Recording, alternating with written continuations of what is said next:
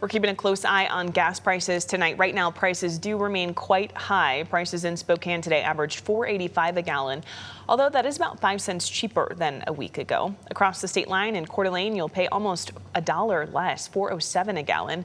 South of here on the Palouse, you're looking at more than $5 a gallon.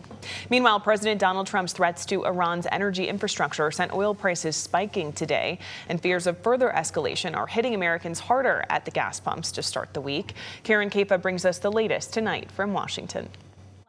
The White House Monday downplaying fears of further escalation after President Donald Trump's threat to, quote, take the oil in Iran and strikes against Israel by Iran-backed Houthi rebels. Talks are continuing and going well.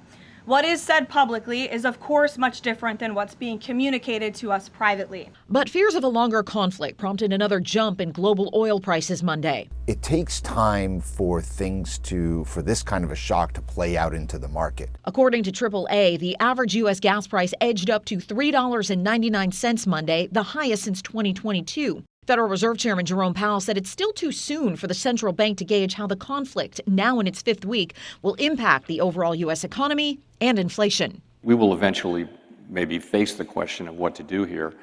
We're not really facing it yet because we don't know what the economic effects will be. Meanwhile, Matt Schultz, chief consumer finance analyst for LendingTree, says their research shows households are already taking steps to protect their budgets. Some people are even going and filling up with gas a day or two early to get ahead of things because they know that it's probably going to cost more in a few days. Analysts at Macquarie Group said that Brent crude oil could climb as high as $200 per barrel if the war continues until the end of June.